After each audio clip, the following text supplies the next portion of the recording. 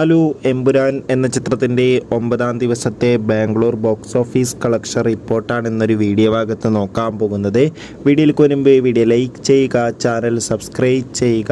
March April മാസം അങ്ങോട്ട് OTT release ചെയ്ത ചിത്രങ്ങളുടെ വീഡിയോ നമ്മുടെ ചാനൽ ഭാഗം പരിശോധിച്ചാൽ നിങ്ങൾക്ക് കാണാൻ വേണ്ടി സാധിക്കുന്നതായിരിക്കും.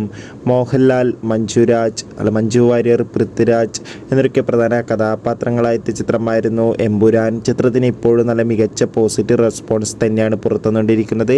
അതുകൊണ്ട് തന്നെ ഏവരുമേറെ ആകാംക്ഷയോടെ എമ്പുരാൻ എന്ന ചിത്രത്തിൻ്റെ ഓരോ ദിവസത്തെ ഓരോ കളക്ഷൻ റിപ്പോർട്ടും അറിയാൻ വേണ്ടി കാത്തിരിക്കുകയാണ്. ഫൈനലി 9ാം ദിവസത്തെ ഏറ്റവും പുതിയ ബാംഗ്ലൂർ ബോക്സ് ഓഫീസ് കളക്ഷൻ റിപ്പോർട്ടൊക്കെ പുറത്തു വന്നിരിക്കുകയാണ്.